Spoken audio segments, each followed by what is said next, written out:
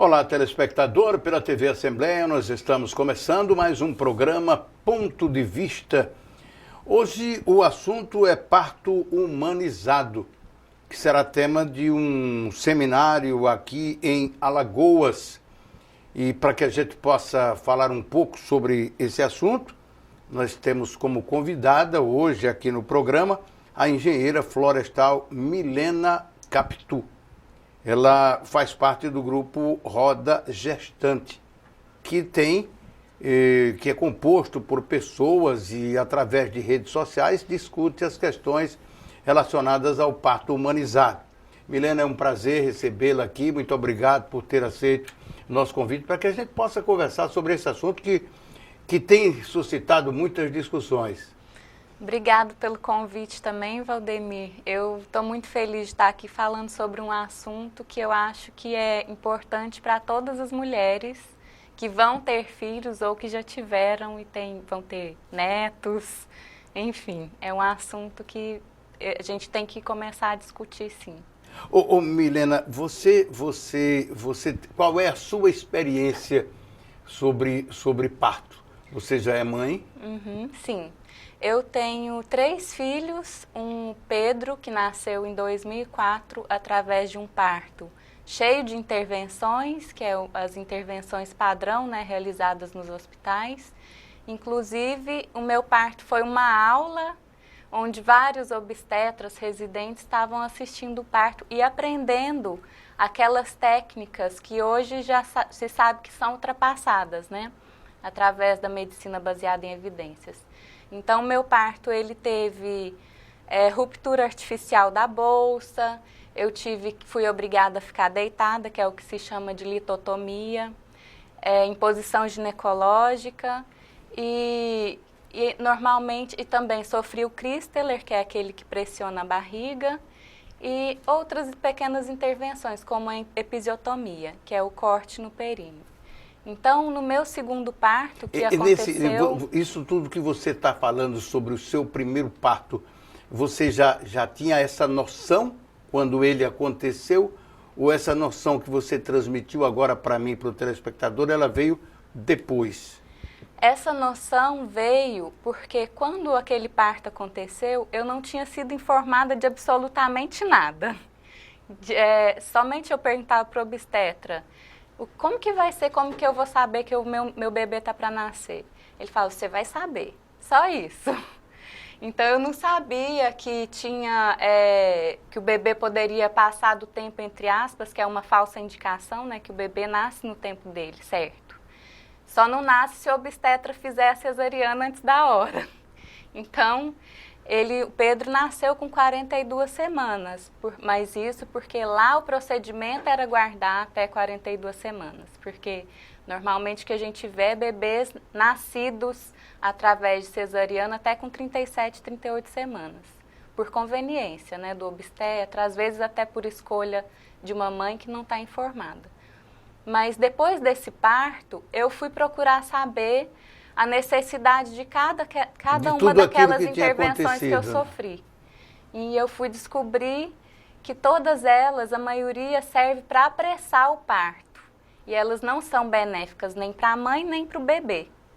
Então, no meu segundo parto, que quando eu fiquei grávida, né, pela segunda vez, eu já morava em Maceió. Esse parto aconteceu em Botucatu, em São Paulo.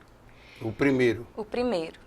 O segundo, já morava em Maceió, então eu fui procurar um obstetra que realizasse o meu parto da forma que eu gostaria que fosse realizado, naturalmente, que eu pudesse me alimentar durante o trabalho de parto, que eu pudesse ter o meu bebê na posição escolhida, que eu pudesse me movimentar e que eu não sofresse nenhuma daquelas intervenções desnecessárias. E aí, qual foi a reação do obstetra, esse primeiro que você consultou? Na verdade, eu fiz uma pesquisa. Ah, você antes... Eu fui para a internet, procurei relatos de parto e não encontrei relatos de parto humanizado em Maceió. Na verdade, eu encontrei um único relato de um parto normal com intervenção. Então, eu como essa era a minha alternativa, eu fui atrás desse médico. E, por erro meu, eu acabei caindo em outro médico com o mesmo nome, que foi um médico que fez o meu parto da forma que eu quis. Eu não sei nem se eu posso citar o nome dele. Sim, foi sim. o Dr. Antônio Sérgio Lima. Ele fez... eu não tinha nenhum relato de parto com ele, mas eu fui nas consultas assim com o pé atrás. Eu comecei minhas consultas com 6 meses de gestação, porque todos os médicos que eu procurava saber informação eu descartava. Só tinha feito cesariana, no final induziu a uma cesariana por motivos como bolsa rompeu e ele não aguardou o trabalho de parto, dentre outros, né? Então, eu escolhi o Antônio Sérgio e, na medida que eu fui conversando com ele no consultório, eu fui sentindo uma segurança de que ele faria o parto do jeito que eu gostaria que acontecesse. Quer dizer, vocês acabaram sintonizados na mesma vontade, no mesmo interesse. Isso. Eu fui fazendo várias perguntas para ele. Doutor Antônio, você faz episiotomia? Porque eu não quero episiotomia. Aí ele, não, tudo bem, se você não quer, eu não vou fazer. Mas você espera, se minha gestação passar de 42 semanas, você aguarda? Aí ele vai depender da sua vontade. A gente monitora a vitalidade fetal, a sua situação, né, pressão, tudo o que tem que ser monitorado. E aguardamos o tempo que se você for da sua vontade esperar, a gente espera. Porque normalmente o que a gente vê é o obstetra querer marcar a cesárea com 41 semanas, 40, às vezes até menos. Alegando alguns motivos. Às vezes, você já, pela segunda vez, você fala assim do obstetra marcar. Uhum. Mas o que a gente vê hoje é um entendimento, na verdade, né? Uhum. Os obstetras, é evidente que eles fica mais cômodo, não é? Para o obstetra, ele ter uma programação em que ele, de repente, no mesmo dia, faça vários partos programados, não é? As cesarianas. Uhum. Mas isso também vai da própria mulher. Ela também, a maioria delas também prefere que isso seja para não sentir dor, para não esperar, para por causa de um monte de coisa, né? Com certeza. Mas aí você teve o segundo do jeito que você queria? Do jeito que eu quis. A única coisa que eu não aconteceu conforme eu quis foram as intervenções com meu filho, assim que ele nasceu. A pediatra, eu teria que brigar ali naquele momento para que ela não fizesse todas as intervenções. Ela até abriu mão de algumas, mas a maioria ela fez. Mas, enfim, foi... Digamos assim que foi um nota 8 ou 9 foi do nota que você 9, queria. Foi. E aí veio o terceiro? O terceiro, o Davi. Quando eu fiquei grávida do Davi, eu já tinha definido... Sim, eu tive uma briga no hospital porque eu queria ir embora para casa e não queria me dar alta. Por causa do bebê, porque o bebê tem que ficar em observação, mas ele estava bem. E se ele tivesse algum problema, eu voltaria para o hospital com certeza. Eu, sendo mãe, né? Eu seria a maior interessada. E também sabendo que vários partos em casa acontecem e que a mãe não vai para o hospital, ela só vai em caso de necessidade, né? Então, no meu terceiro parto, eu procurei uma enfermeira obstetra, que foi a Tatiane Frank, que inclusive vai estar no seminário com a gente. Procurei a Tatiane Frank de Recife para fazer o meu parto em casa. Então, Davi nasceu em casa.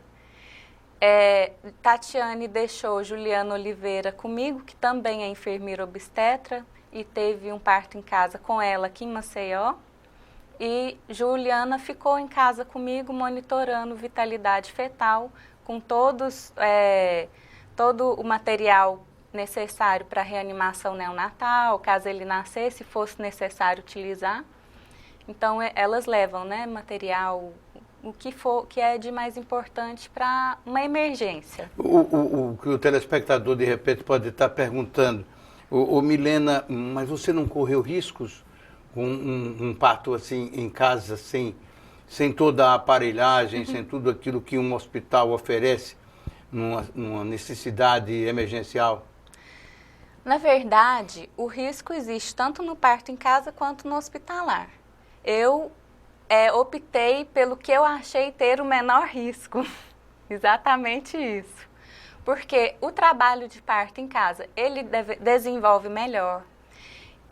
No hospital, eu não tenho toda aquela tensão, em casa, aliás, eu não tenho toda aquela tensão de um parto hospitalar, de pessoas me falando que eu não devo beber água, de ter aquele protocolo todo de preencher papelada, aquilo deixa a mulher tensa na hora do parto. Às vezes o neném está lá, o trabalho de parto está desenvolvendo bem, a mulher trava no hospital. Então, para mim, eu me senti segura em casa. Eu me sinto mais segura em casa, me senti.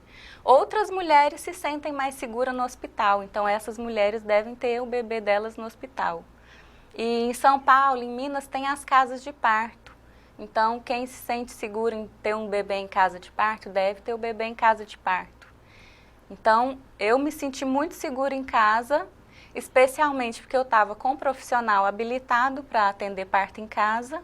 Então, as 2 enfermeiras obstetras tinham todos os equipamentos necessários para uma reanimação, se fosse necessário, e uma remoção para o hospital, se fosse necessário, que é muito raro de acontecer, né? E aí você acabou tendo em casa e foi tudo bem? Sim, foi tudo bem. Inclusive, eu tive uma hemorragia pós-parto e fui medicada em casa mesmo com ocitocina sintética na veia, que elas tinham levado, e resolveu o problema.